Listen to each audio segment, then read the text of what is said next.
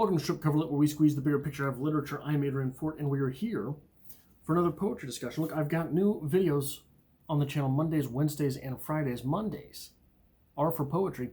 This poetry discussion comes to us from The Deprived Mind, Charles Bukowski, in You Get So Alone at Times That It Just Makes Sense. It is a short poem. It is the poem that happens on page 75, titled simply Miracle.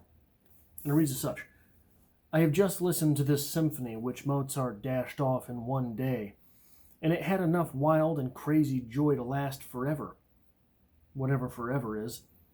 Mozart came as close as possible to that. Simple little poem, quick little poem, straightforward, possibly little poem. So I want to read it one more time. It's called Miracle. I have just listened to this symphony which Mozart dashed off in one day, and it had enough wild and crazy joy to last forever, whatever forever is. Mozart came as close as possible to that. The first thing that I want to talk about with this poem is the idea of legend, the idea of a mythos surrounding an artist. It's not just artists, it's a lot of things. So I'm trying to think of examples. Here we have the myth of the symphony which Mozart dashed off in one day. Is it true? Who knows? Maybe, possibly not. There are a lot of these things which are stories that need not be completely true. In sports, there is the myth of Deion Sanders' speed.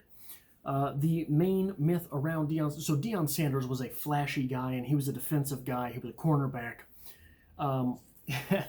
So when asked about, I think it was Detroit drafting him, Detroit passed on him in the draft and took Barry Sanders, another legend of a player. But a reporter asked him, why did Detroit pass on you and take Barry Sanders instead of Deion Sanders? And he said, well, I talked to them in Detroit, and I told them I would have asked for so much money, they would have had to put me on layaway. Okay?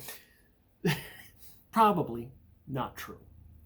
But the myth around his speed is that he showed up at the NFL Combine, didn't weigh in, didn't get measured, didn't do the hand thing, didn't do the vertical jump, didn't do the bench press, showed up in army boots, walked up to the 40-yard dash line, and ripped off the fastest 40 time in history. That's the legend. Did it happen? No one completely knows. Deion Sanders says it's all true, except he doesn't know. I think this is what he said. It's all true, except he has no idea what time he ran, because he ran as 40 and just left. So this idea of the myth of greatness, I think, so for anyone who's not a sports fan, that story doesn't mean anything, right?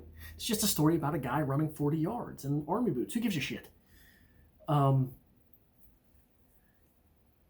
You have to be in the lingo.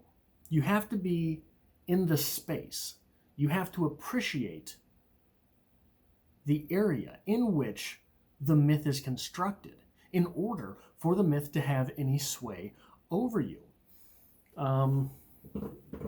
There is the myth of, I'm trying to think of a business example. There are myths around Warren Buffett and his, so there's a lot of stories around, he says that there's a no-called strike policy in business. You can stand at the plate and take pitch after pitch, and no one ever calls a strike. But if you swing and miss, it's a strike. So you don't have to take all the businesses that are thrown down the middle of the plate. It's only when you swing at one and miss that it's a strike. And there are legends around Warren Buffett declining businesses that would have been monstrous only to watch them crash a couple years later. But you would have had no idea at the time that the business was destined to crash. Here we have the myth of the symphony, an entire symphony written in a day, An entire symphony written in a day that had enough wild and crazy joy to last forever.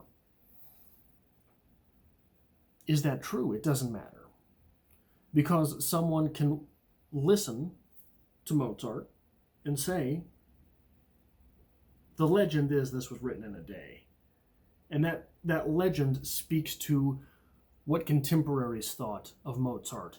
More, perhaps, than anything that Mozart actually did.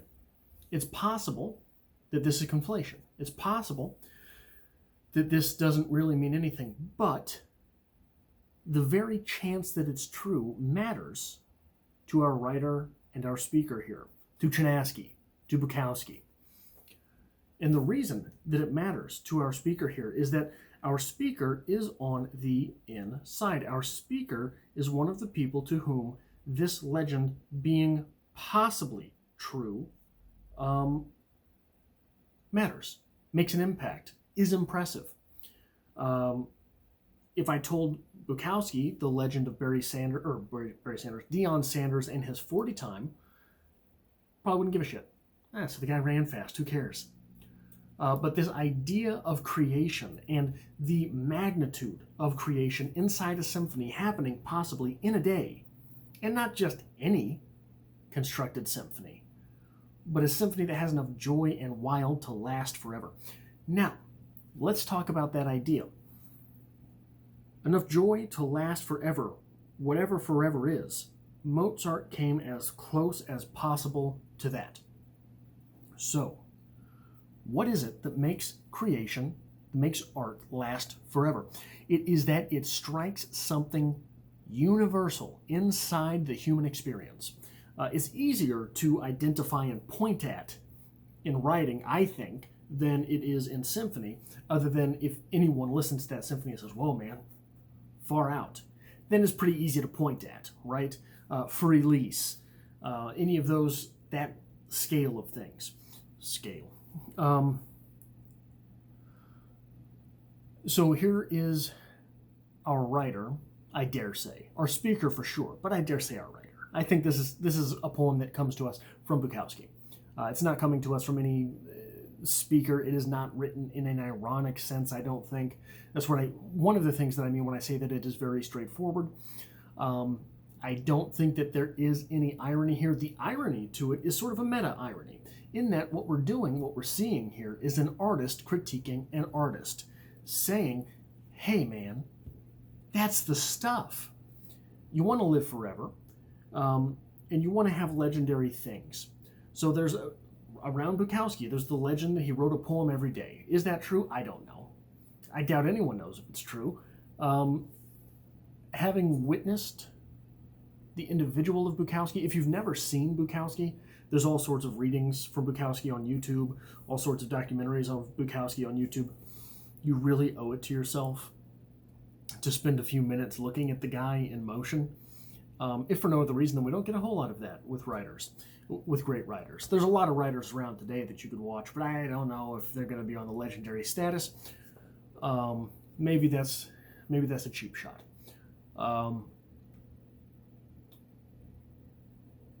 But don't remember the point I was making. That sucks. What was I talking about? So the writer, the artist on the artist.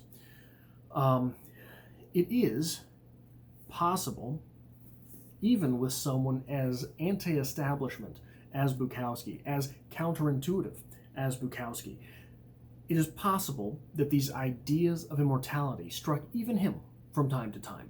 If you read his poetry, enough of his poetry, you'll see clearly that he tells you time and again, no, I don't want that. I don't want to live forever. I don't want you to idolize me. I don't want to be a great writer. Screw your establishment.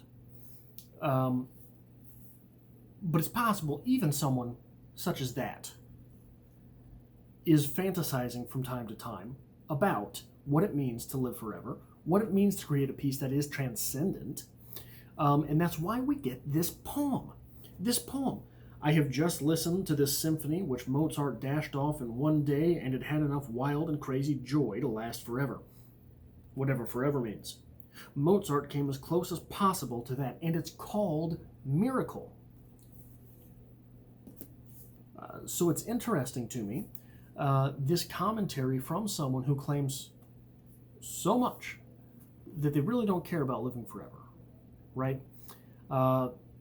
As with a lot of these writers and a lot of, really, when you look at it, a lot of writers that were around in the 30s, which it's hard to remember Bukowski was, this idea of toughness and this idea of screw your establishment. I am the individual. So yeah, that's all I've got for this poetry discussion. Thank you for joining me. I have new videos Monday, Wednesday, and Friday. Mondays are for poetry. I have new videos on my personal channel, Monday, Wednesday, and Friday, a link to which can be found in the description below.